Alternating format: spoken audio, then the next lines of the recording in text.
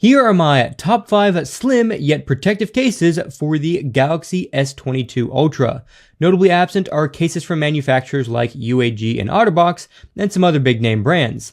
Mainly because I feel like you're overpaying for those cases. They are undeniably great cases, and if you got one of those, they'll do a good job protecting your phone, but you can still get great cases at a much lower cost. And that's where these cases come in. But first, if you're curious about the LED view and S view cases from Samsung, I've already uploaded dedicated videos on these two cases that you can check out with the links in the description. And lastly, I'll have Amazon links for all these cases in the description if you want to pick one up for yourself. Let's start this off with the Spigen Neo Hybrid. If you want the slimmest possible case while still being able to protect your phone, this is it. In fact, I've been using the Spigen Neo Hybrid on my phones for the past 7 years. And in those 7 years, they've had plenty of drops and I've never had any serious damage to any of my phones. Let's go ahead and pop the phone in and take a closer look. The case fits in very firmly, and if you press in the corners, it's not going to pop out easily at all. And this is a very premium feeling and looking case in my opinion. Looking closer at the cameras, you can see that the case does raise up over the glass of the cameras, so you do get great protection for the cameras if you drop the phone on its back. And since Spigen filled in all the areas around the cameras, that adds even more protection. Flipping over to the bottom, you've got a pretty good size cutout for your USB-C connector, so you can fit some pretty big cables in there. And the S Pen area is notched to make it easier to get the S Pen out. In terms of protection on the front of the phone, there are raised bezels on the top and bottom, and that will give you a little bit of protection for face-down drops on flat surfaces. If you drop this face down on some rocks, these bezels aren't going to help you that much. One more thing to point out that's true with all these cases is that since the Galaxy S22 Ultra has sharply curved glass around the edges, the cases can't come up past that glass point or it's going to start covering your screen. So because of that, if you dropped your phone on the edge of something, like maybe on a pipe or the edge of a stair or something like that, the screen is going to touch. And the only way to get around that is to get a 2-part case that also covers the screen. And for something like that, I recommend the Supcase Unicorn Beetle Pro. This particular case is for a different phone, so I can't put it on my S22 Ultra to show you, but I'll leave a link to the S22 Ultra version in the description if you're interested. One thing that Spigen always does a great job in is button tactility. They are super tactile and easy to press. And the power button even has a texture on it so you can easily identify which button is which. And since this case is so slim, it does obviously support wireless charging, as well as wireless power share. If you're someone who likes to show off the color of your device, then the Spigen Ultra Hybrid may be a good fit for you. This is essentially a clear version of the Spigen Neo Hybrid with some notable changes. Let's go ahead and put the phone in and take a closer look at the differences. The sides, bottom, and top bezels offer similar protection, and you do still have that raised bezel on the top for face-down drops. But when you flip it over to the back, you're going to see a notable difference in the camera protection. While the Ultra Hybrid does have this raised bezel, which comes up over the camera glass, it doesn't fill in any of the space between the cameras like you get with the Spigen Neo Hybrid. So because of that, you don't get quite as much camera protection with this case. That said, you'll still have plenty of drop protection if this is dropped on a flat surface. The only time this hole becomes a concern is when you're dropping it on a rocky surface and a small rock might be able to get somewhere inside here. Taking a look at the bottom, you still get a decent sized USB-C cutout for pretty large connectors, and you still get that recessed section for the S Pen to make it easy to take out.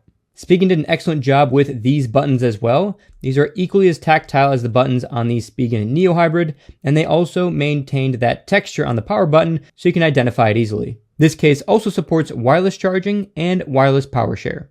This back plastic is just a hard, clear plastic, and as you can imagine, it certainly collects fingerprints. You could also get this case with a frosted back, or a completely clear version of it that replaces this black section with a completely clear section just like the back. I'll have links to all 3 variants in the description if you're interested. Next up, we have the Torres Shockproof case. This is very similar to the Spigen Ultra Hybrid, except this is more of a frosted back, but it does also have a unique feature that we'll take a look at in a minute. In terms of protection, you are still protected from side, top, and bottom drops, and you do have those raised bezels for face-down drop protection. One notable difference is that the edges of the case don't come up quite as far as they do on the Spigen case, so you get a little bit less protection for drops on this corner right here. Camera protection will be almost identical to the Spigen Ultra Hybrid here because you get that same raised bezel and that open cutout. One advantage for the Taurus is that it does add a slight raised bezel all around the back of the device as well for a bit of added drop protection. Taking a look at the bottom, we do get a pretty large cutout for the USB-C connector, not quite as large as what you got with these speaking cases, but still pretty good. And you do get a slightly recessed section to get the S Pen out, but it's not quite as recessed as it is on the speaking case, so it will be slightly more difficult to get the S Pen out of this case than the speaking cases. This case also supports wireless charging as well as wireless power share. And now for the buttons, and this is where we get to the unique part of this case. The buttons are very tactile, just like the speaking case. The power button does not have the texture like you got on the speaking case, which isn't too big of an issue, but these buttons are actually replaceable. In the box with this case, you get orange and green buttons to pick from. To replace the buttons, take your phone out of the case, then push the buttons out from the inside, and they'll pop out just like that. Then grab the new button and pop it into place. And you can, of course, mix and match if you'd like.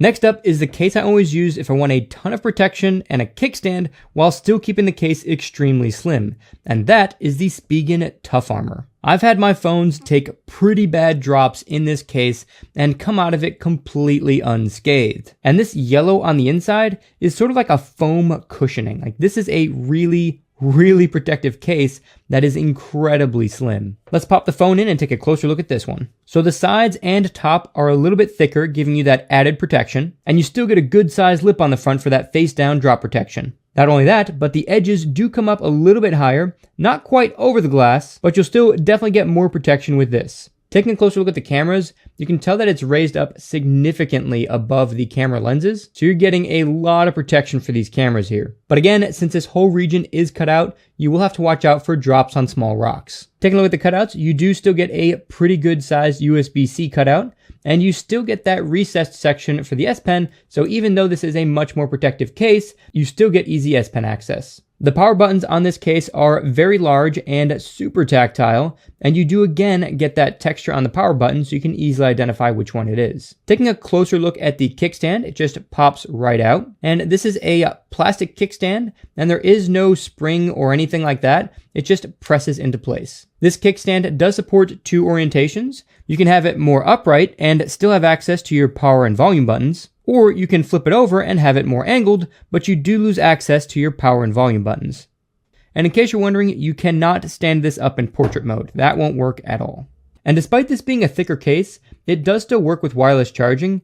However, wireless power share doesn't always work very well. It'll charge phones and wireless earbuds just fine, and it'll even charge Samsung's smaller smartwatches, but I did have a very difficult time getting it to charge my larger 46mm Galaxy Watch 4 Classic. I did eventually get it to start charging, but it had to be extremely precise, and I feel like if it then vibrated with a notification, it would suddenly stop charging. That said, as long as you're not trying to use wireless power share with the larger Galaxy Watch 4 specifically, you should be fine.